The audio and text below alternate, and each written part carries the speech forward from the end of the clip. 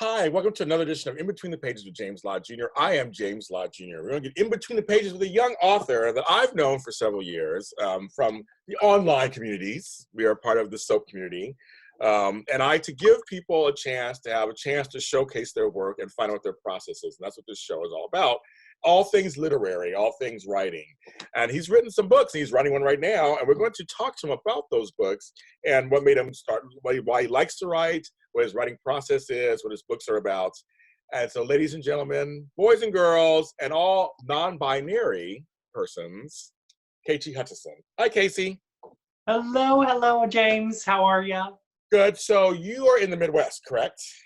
I am, right here in Illinois. So you're a good Midwestern boy, aren't you? I try. I love the Midwest. I love the Midwest. I do. I go to the Midwest all the time. I have a lot of family in the Midwest, in Illinois, Indiana, Ohio, Missouri. I mean, I go there all the time, and I love the Midwest. I love my Bob Evans. I love my my Waffle House. I love my Jewel Osco. I love Jewel Osco. I do. So, so I know some stuff. I know a few things. That's good. What Cracker Barrels in the world? Barrel. Yes, we got one not in LA, but near LA. So yeah. Tony Moore and I want to go check it out. We don't know yet. I love Tony. What is it like? I mean, I know it's all you know. So this is kind of a generic question, but I'm hoping something you will come out of this. What is it like growing up in Illinois? Because I have no clue what that's like. So, I grew up in Illinois, lived here for about 10 years. And then during my high school years, I actually lived in Michigan. And then we moved back here about two years ago. And the thing with Illinois is everybody thinks it's Chicago. Right. There's much more to it. There's much more to it. All the time. And I love the Windy City, don't get me wrong. And the big thing about Illinois is that we like to say you get all 4 seasons in one day, so dress accordingly. You do. You truly do, yes. But yeah, I've always loved Illinois. It's home, it's where the family is, it's where I grew up. You know, there's literally from Springfield to the small town where I grew up in Verdon, there's like memories everywhere. Like you can just go down any street and I'll be like, oh yeah, I remember when I used to go there with my sister Carly, or do this, or even right there. So it's home, and there's nothing better than that. Okay. Have you been anywhere else besides Michigan and Illinois? I just go wherever I'm going, and like I said, I lived in Michigan during my high school years. Where'd you like to go? Everywhere. Where would you like to go to visit? Where would I like to go? Like anywhere? Anywhere. Well, I would love to go to New York City. Yes, you'd love it. I think you'd love it. Yeah. You'd love it. Yes. And then, of course, LA, because I know a ton of people out there, including the lovely James Lott Jr. So, yeah, anywhere. I'll go anywhere, but I'm more of a big city personality. Okay, good. So now, so you, how old are you? I am 20. I'll be 21 in October. You're a baby. You're young. So being so young, no, but it's a great thing. So being so young, I'm going to ask you, it's kind of a 2-part question. Do you remember what age you actually started writing something more than just like your name? Do you remember that? And number 2, do you remember what age you realized you liked to write? So I remember this very clearly. I was 10 years old when I started writing more than just my name. And what happened is I was sitting down one day and I was watching All My Children with my mother. That was like the staple, the bread and butter for her. All My Children. Gotta have Erica Kane, gotta have Brooke English, Adam Chandler, so on and so forth. And for some reason, and I had already been watching All My Children. I remember it on like as early as 5 years old, but I became so fascinated with it that particular day. And I said, "Oh, I really wonder how this soap opera works. How I didn't know what a script was. You know what I mean?" And so I was like, "Let me investigate this a little bit." And so I started coming across all these YouTube videos, not really knowing what people were talking about because I didn't have any of that TV knowledge. Right. But then I was like, you know what? Let me write a soap opera. So at 10 years old, I wrote a soap opera, which I actually came across one of the old scripts from it the other day, and it sucked. You've grown from there. That's that you've grown. That's how yours starts. Not to say. No grammatical errors. Of course. You were young. Yes, 10 years old. Yeah. Well, yeah. Yeah. But then, when I really started falling in love with it was definitely high school. And I just wanted to write all the time. And I did. I would literally sometimes skip homework to write and then do my homework like on the bus the next morning, which I don't recommend doing. It's a very bumpy ride and you can't really graph parabola. Yeah. Or back then, a pencil. Yes. So many broken legs all over the floor of the bus. Yeah.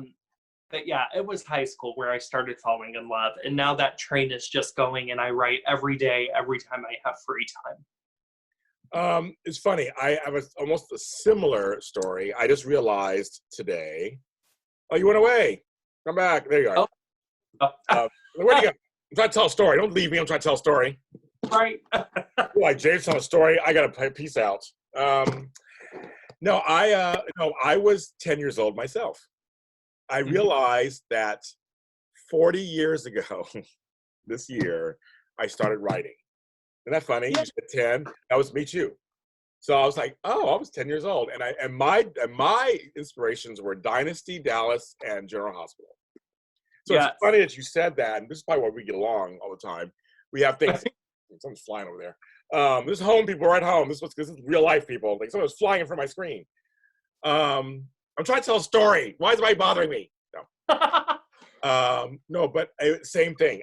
I saw how it was fascinating. You said fascinating seeing how these characters work and what this one does over here and these two over here and the whole machine of it and the dialogue too, even though like you and me probably didn't recognize all the dialogue yet because we weren't old enough. But that's the same thing for me. So I understand that. When you said, I was like, that was me too. I wrote something. I don't know if it's bad, but it's interesting, and it's called West Destiny. Oh. My best friend at the time, Brian, he wrote one called Elegance. It was the 80s. It was all about the big stuff. And I wrote the spin-off because I was all about Knots Landing at the time. So it's like, you write the big one, I write the spin-off, and we had crossovers. So I found some scripts and stuff too. It's really funny. Obviously now we can write much better, but give yourself some credit. You were young and you were ambitious and you were starting to write. Yes. And here's the thing. So like most of the world, I grew up poor. Same here. Yep, same here. So I remember one Christmas, we all got like mini cheap laptop. And with that, I taught myself how to write screenplays because I couldn't afford any fancy script service. Yeah. So to this day, I do not use a script service. I taught myself completely how to format everything correctly, how to line everything up correctly, because sometimes you just have to do it yourself. Well, I come from an era there was no internet. Yes. So it was encyclopedias. It was like you had to research kind of on your own or books that you could teach yourself. I do. So it's very smart of you. Okay, so let me ask you. So in your family, how many siblings do you have? Are you a big family, small family? So we're a big family, but I have 2 siblings. But I mean, so my grandmother, she had 11 siblings. So she's number 12. So they had children. those children have children, and then some of those children have children. Yeah, So 8 million cousins. huge. Yeah, I mean, it's like, oh, how am I connected to this person? I've never met them before, but they're close family. So yeah, it's insane. You have two sisters? I do, yes. You guys close? We are. We grew up close. We definitely, I think, are closer now that none of us live with each other. That makes sense. That's Yes. the part, yes. But yes, I love them dearly. So okay, so you got inspired by All My Children. You said, I'm gonna start writing some stuff. Did you watch any other soaps back then? Oh, of course. I remember faking sick for as many days as I could one week to watch the General Hospital Metro Court hostage crisis. Remember that? Yes, I do. Yes, and I think my mom caught on, but she also started relying me for recaps. So it was like, I know you're faking, but what happened? And I also the same thing with Days of Our Lives. Love Days. But then I gotta say, it was all over when I stumbled upon Beyond the Restless. The first moment I saw Catherine Chancellor looking out the window with 18 rings on, Yes. dear God in heaven, that became the bread and butter of my soap lineup. The fact that I had a chance to interview her son, Corbin Burnson, who's a star in his own right, of course, after she had passed, and he was on my show. I interviewed him and his wife. I was so like, but your mother's Jeannie Cooper. Like it was kind of like, you're a star too, but Jeannie Cooper. Like, you just like, it's like she's the grande dame, and So how'd you feel when literally her last scene was so like when she goes up the stairs and she was basically, how do you feel about that? Like all of us, I think we knew that was the last time we were going to see Catherine Chancellor because, it broke out about Jean Cooper being ill at that time as well. And it's so funny. I did not replay that moment like I usually do with big soap moments. Like, I remember when Carly and Brenda got into it when Vanessa Marcel came back for the 50th anniversary. And I replayed that so many times because it was one of those big soap moments that you just really needed it to sink in. But with this, I didn't replay it because it had already sunk in that, oh my gosh, I've grown up watching Jean Cooper and now she's not going to be there anymore. And then, of course, the news came out that she had passed away, and we have the beautiful tribute episode where everybody played their real live selves for a change. But yeah, God bless Jean Cooper. May she continue to rest, and miss her every day. The show is not the same without Catherine Chancellor. Where's my tea? I don't have my tea with me, so I'm like, he just spilled these. It's like, No, it's good. She was good. And obviously she died. So I'd say, but I just love that her last scene was with Jess Walton, who plays Jill. Yeah, it was a good kind of like, it's like it was one of those things where it was lightning in a bottle. It all kind of came together, and it was like, there you go, which she deserved. Which she totally deserved. Yeah. Did you watch any of the East Coast soaps? Because you're in the Midwest, so you ever each watch the other side, like the Guiding Lights, and then As the World Turns is Another World, So yeah, I was very much, even though All My Children was the first soap that I remember being on, I was very much a CBS freak. Like, loved Guiding Light. Josh and Reva to this day are still one of my top 5 ships. Loved As the World Turns. What I loved the most about As the World Turns is, even though there were some stories in the final years that weren't exactly the best that the show had ever put forth, you could still see that it was still As the World Turns. You know what I mean? So that's why I was so in love with that show, because it owned up to what it was all the time. But yeah, I mean, with The Bold and the Beautiful... Oh, he's going to Bold and Beautiful now. Okay, yes. So I love Bold and Beautiful for what it is. But I have to say, with the Bold and the Beautiful, the reason I think I love it so much is because of the character Brooke Logan. I mean, who doesn't love Brooke Logan? The queen. Yes. Yes, exactly. Bow down to Catherine Kelly Lang. Yes. I do miss certain elements of that show that I think have gone away. Like, people are going to hate me for this, even though I am a card-carrying Brooke fan for life. Taylor Hayes is my favorite character of that show of all time. Love Taylor. But yeah, I think some of the elements of that show have gone away, but I still love it because, bring Taylor back on. They need Taylor. Thomas needed his mother. They didn't bring her on. I don't know why Taylor was missing from that whole entire storyline, but they don't pay me to write that show. No, we don't. I mean, it is what it is. But I want to ask you: are you watching all 4 soaps currently? I go in and out. So really, okay, which one? So Young and the Restless. So which one do you watch religiously? Oh, The Young and the Restless. So all the others, you kind of just you kind of go in. You kind of know it because you can read recaps. You can watch our shows, whatever. You can read all this stuff anywhere. Dan Kroll. I mean, thank you to Dan Kroll for the weekly paragraph summaries. Dan's the best. I love Dan. He makes me laugh all the time. He's just so funny, and he's been in business for a long time. Good. I'm sorry, go ahead. I'm sorry, I was talking over you. I was like, he's been in business for a long time. We love him. Oh, yeah. He's great. Come back. You're gone. Come back. Where'd you go? There you go. My goodness. That's about somebody else. We're leaving. Just about Dan J. Kroll. Okay, so so you were saying your first script wasn't the greatest. What was it about? Do you remember? So I had written a soap that was about this lady named Lisa who came back to her hometown after all these years, married to a very shady man named Ace. And Ace. So I go on Ace. Yeah. It's like a soap name. It's like a soap name. I love it. Yes, Ace Axeheart. That was. Hey, okay. I like that. Okay. And her friends were determined to figure out what was so shady about this guy.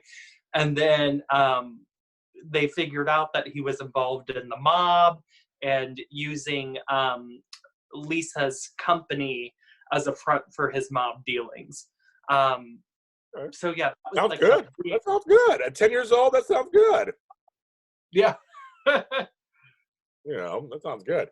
So then, then when you get to junior high school, get into high school, you have to do essays, of course, book reports. Did you enjoy doing those Did you enjoy writing those kind of things? Oh God, I loved it. Remember when I had to do a huge paper and PowerPoint presentation for my AP US history class, and I had it done in 3 days, and it wasn't due for another month. But I just loved getting into it, loved doing graphics, loved writing the paper, everything. I couldn't wait to do it. I was like, oh, finally. But I wrote about, my topic was Hillary and Bill Clinton, things you may not know. So excluding Bill's presidency to really on their lives and after the presidency of Bill. Okay. So yeah, it was a lot of fun to do that. Of course, my teacher was probably upset that I got it done so early. Yeah. And I was like, well, I know it's right, so. Well, take it. Just take it. You gotta take it. And then, did you do any side writing while you were in high school? Oh, of course. I had met one of my closest friends, River Kennedy, and we had started writing. That's the name. That's the name. I know. River Kennedy. I tell you. I was like, you realize you have a soap opera name. Totally. Completely. I was like, your name is River. There's been a river on Daytime before. Yes. I think it was Wife to Live. Wife to Live. Yeah, River Baldwin? No, River Buchanan, I think. River Buchanan, yeah. If you're watching this and we're wrong, just tell us in the comments. I want to say it was Cassie's son, I think. So either, but I think it was River, maybe it wasn't Buchanan, maybe it was River's Kramer or something. I don't know. It was River. The name was River. soap fans will always correct you, Oh, they're no no matter. trustable. Trust me, I know. I'm on television, soap stuff. You know, I know. They will. I do. I mean, I do it all the time. You know, I'm like, oh no, Barbara really married James here, or something like Oh, that. James Stenbeck, Barbara Yeah, Ryan. I know that reference. I know that reference. I know what's going on. may Anthony rest in peace as well. I wish he was still with us. Him, Michael Zasso, all these people. They were all such uh, amazing. Roger, yes. I mean, Hey, I think it was you who posted the link to that recent Guiding Light reunion. It was I so did. good. I watched it. It was so good. Yes, and Maureen looks It fabulous. was Maureen, great.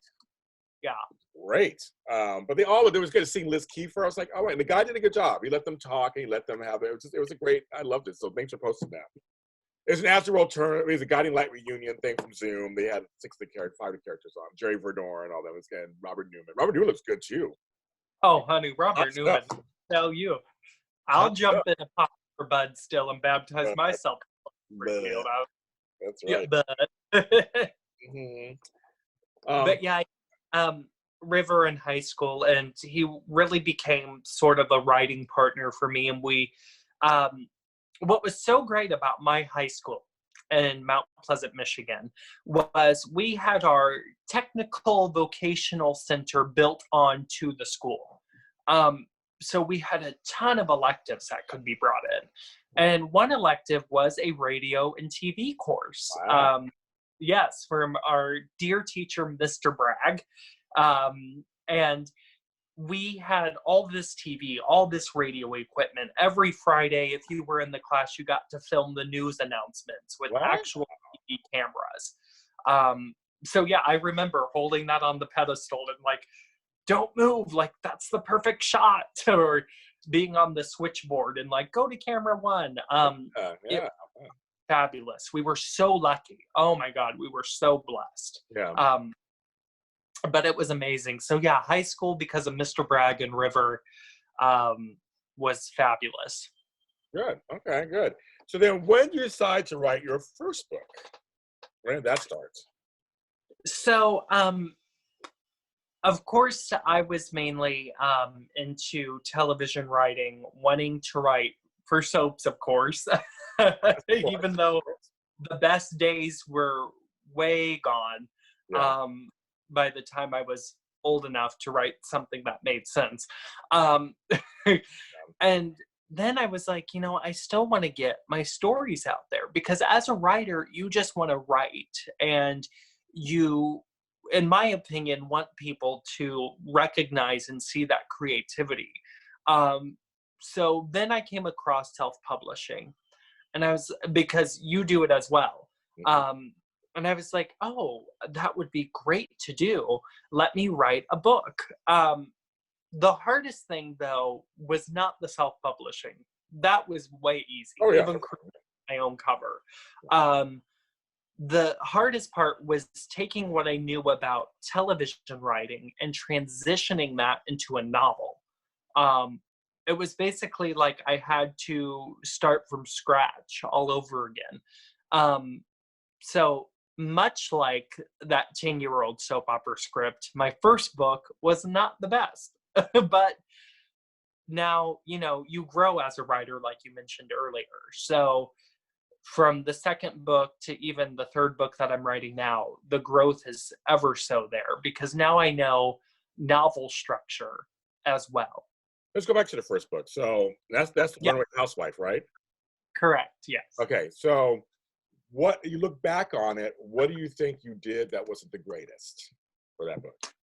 So the greatest, in my opinion, was bringing forth a social issue. So that book centers around Natasha, who moves to this new town after murdering her abusive husband. So it's very soapy. And I know, it's so outrageous how soapy it is.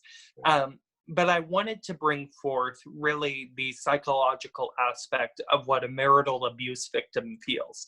And so I think that I perhaps did that the best because I studied it for a long time. And I actually talked to a abuse counselor. and so, I really wanted to get that aspect right before I ever typed even the title page on paper. And so, okay, so you complete the book and you decide, Mhm. so you do it. So it must still been a sense of accomplishment to actually complete something. Yes, it very much was, because, and I couldn't believe that I had done it. You know, to me, it was so easy to believe that I could sit down and write a 60-page, 1-hour TV script, because I've done that a million times. Um, for either practice, or somebody wants to read something of mine or something like that.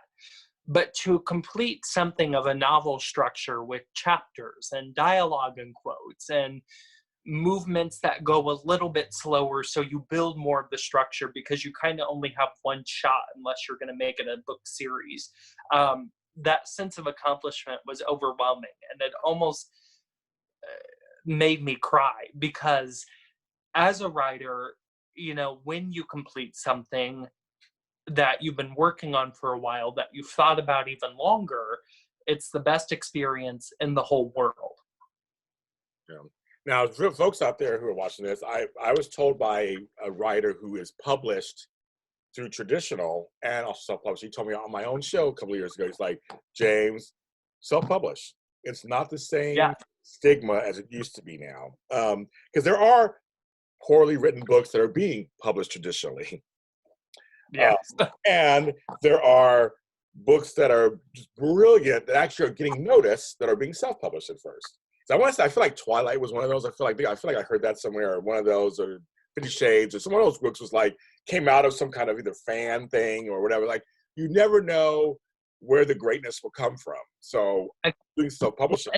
You see Anna Todd, of the book series, what's that called? Forever or something, or After. It's like 3 books. But that started online, and now she's a major author. She has a movie. It's ridiculous the height she's gone to. Same with Natasha Preston, Yeah. author of The Cabin. And I love her book so much. And all it takes is for you to take the initiative, because nobody's going to hand you something. I'm friends with people in the industry to get tips first. And that is most important, because I want to do things as professionally as possible, but you also have to put your step forward first. Yeah. So we were saying to everybody out there, the actual self-publishing part is not really hard. And you can go out, there's several ways you can do it. I went through Amazon, and did it through that way, and it was fine. And my books, were fine. So, all right. Yes. Now you have the book out. And then you're like, okay, I write a second book. Now, for me, I got a little nervous, because I was kind of like, I finished one book. That was my dream. You know how it is. You always like your first book, your first album, your first this. You worked your whole life for that, to that moment. Now you did it. Okay, went out there.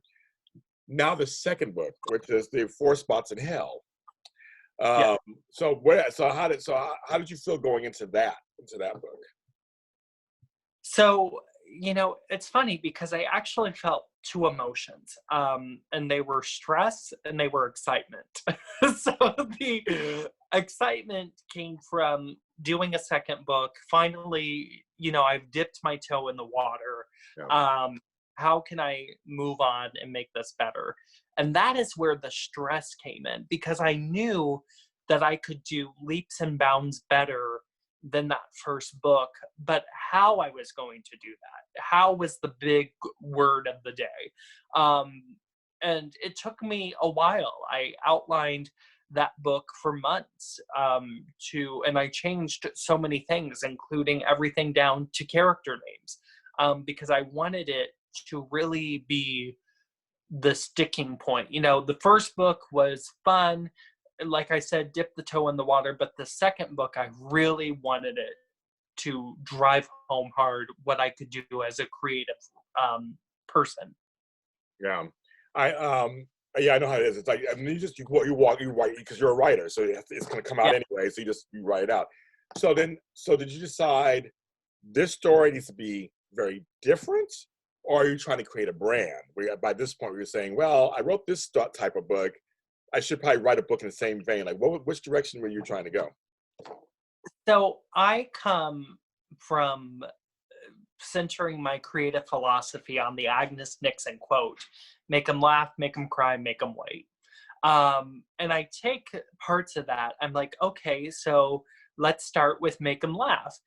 Your book or your story, for that matter, in my opinion, cannot be doom and gloom all the time. Why? Because in my opinion, that dooms you as a writer, because then people expect darkness from you constantly. And I don't want to read a fully dark book. You know, when I was watching Days of Our Lives during the 50th anniversary, I'm like, oh, this is supposed to be the make them laugh part, to remember all those great memories and have fun in Salem. And what did we get? We got The Necktie Killer, which was a very shoddy, very plotty story, in my opinion, from day one. But we won't go too far into Opinions, that. Casey, it's crazy. You have opinions. Okay, sure. So yeah, make them laugh is very important to me because I want a fun aspect. Make them cry, certainly for me, comes from telling social issues. Social issues, you know, William J. Bell once said, educate and entertain. And so with the make them cry part, I always try to find either a social or real life issue to present. And Four Spots in Hell is full of them. It's full of bullying. It's full of drug addiction. Tell them what it's about. Tell them the synopsis of what it's about. Yes. So this book is about four high school students, Mara, Audrey, Cameron, and Parker, who are in their senior year of high school. And they're kind of from all different walks of life. People you think would never be friends with each other. Cameron's the football star. Parker's the emancipated minor. Mara is the nerdy girl. And Audrey is kind of the promiscuous popular girl. But they all start to bond over these dark secrets that they all have. And some of them are even criminal secrets. So certainly, you know, we've got, and this doesn't really spoil anything because it's right up front there in the book. I'm pretty sure it's on the synopsis too. But Mara burned down the house of the girl who bullied her. So there's Mara's secret. Audrey went to a party one night to hang out with this frat guy, and he sexually assaulted her. So there's her secret. Cameron is the football star in the small town. People think he can make it anywhere, but guess what? He's using steroids to enhance his sporting performance. So there's his secret. And then Parker is selling drugs, which kind of intertwine Cameron and Parker instantly. But they all come together over these shared secrets. But things don't exactly tie up in a neat little bow, and that's the make them wait part, because I think you're always supposed to have some sort of cliffhanger. That's why I loved the One Life to Live series finale so much, even though they were forced to kind of create cliffhangers, because at the time we thought it was instantly going online. It was still great. That whole mess, yes. Oh God. That's a whole nother, right? Another story. Another story, yes. Yes.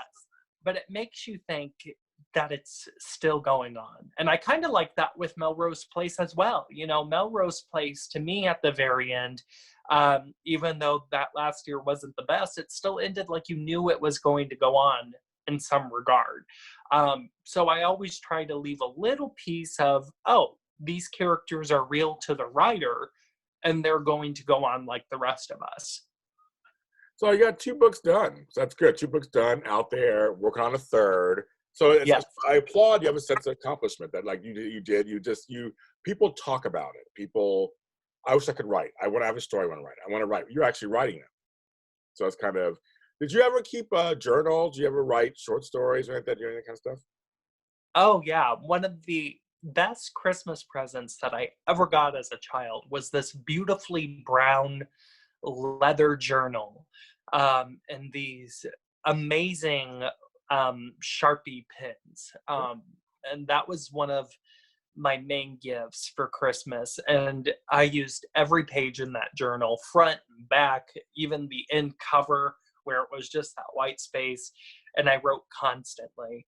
And that was more about my life in general, almost like a diary. But I did have some short stories in there. But that brown journal is really a part of who I am today as a writer, because everything was in there, from short stories to my personal life, to outlines for stories. Everything was in there. And I still hold those memories near and dear to my heart, and even some of those stories as well. Interesting. I'm getting an idea. What I'll talk to you after the show. Yes. Okay, so who are some of your, I mean, the soaps obviously are a big influence. And they influence me too. I mean, they influence my writing. And actually, soaps influence everything, folks. Every nighttime show has storyline arcs because that started on soaps. Nighttime shows have cliffhangers. That started on soaps. I just want to make sure I get that said out there. It's like that's, so soaps do permeate the rest of the television entertainment world. And the movies too. The Marvel movies are all soapy. So, Grey's Anatomy is just a better produced General Hospital from back in the 70s. I mean, General Hospital was doing what Grey's Anatomy did now 40 years ago. Yeah. Grey's, I can't watch it, but I do understand it's very soapy and people like that stuff. Not for me. Oh, I love Grey's. I can't. Well, here's what's so funny for me. I can do soaps, but I can't do soapy television. How weird is that? What? Oh gosh, I bugs me. love How to Get Away with Murder, Grey's Anatomy. But the only one I did like, the one I did, I got to take that one back. I take one back. I did like Scandal. I was into Scandal. I was a big Washington. God bless. I think it was her. It was her, wasn't it? She's the one who made the show. I think it was her who made the show. Yeah. I like some Scandal, folks. That's it. But the other ones I can't do. I was like, ugh. But back in the day, I used to watch ER and all those things like that. But now it's ER, yes. We talk. And soapy comedies like Sex and the City and Friends, and love it. Yeah, they're all the soaps permeate everything, folks. People make fun of the soaps, but it's like they do have something. But what are some writers right now that we should know about that you're reading or know of, or friends of? Who should we know about? Yeah, so I'll start with mainstream here. I love James Patterson. My idols. That's what I model myself after him a lot of times. Yes. And one of his co-writers, Maxine Pedro, the Women's Murder Club series. I have like the book number 20 on pre-order right now, and I love it so much. That's a serialized story. You follow Special Agent Lindsay Boxer through all these trials and tribulations, and it's great. Now, for somebody who is kind of mainstream, Anthony Anderson, the creator of the web soap Anacostia. My buddy. Yes, love Anthony so much. I think what he writes is one of the most beautiful and most diverse pieces of web series that I have ever seen. And he's absolutely fabulous. There's something there, and Anthony doesn't get recognized enough for it. So yeah, James Patterson for more mainstream, Anthony Anderson for somebody the whole world should know about. I like that. I like that. He's good. He's a good guy. I have an award because of him. It's way back. It's right back there. I have an award because of Anthony Anderson and his try to support people. May change my life. That kind of changed my life. So I do. A debt to Anthony Anderson. I do. Yes. So you're writing this new book, and I don't want you to tell anything because this is a new book. So we want you to keep it to yourself. But I just want to ask you: is this book same vein as the others, or is it completely different? It has some things from the other two that carry over in terms of theme. But other than that, it's completely different. I decided to step out of the comfort zone for this one and not really focus so much on a large pool of characters, but rather really shrink that down to about really one character and just other major supporting characters. So, you know, we go from Four Spots in Hell, which was about 4 people. We go for my first book, which was really about 3 to 5. And now we go to this one, which is just about 1. So the numbers keep getting smaller. That's that. Okay. That's like, okay, very good. How do you come up with names? I love talking to authors about names because it's always a thing. Actually, my friend just told me on another show, there's actually a program, so she has her names in a spreadsheet. Oh, I love that. And it's like, so you know for each book, because I don't want to, I mean, I want a name that doesn't sound like terms like this one. I don't want to repeat a name. So how do you come up with names? So, again, soap operas are my inspiration for names. And I want the names to feel as soapy as possible, to pay homage to what the soaps have given me as a creative person.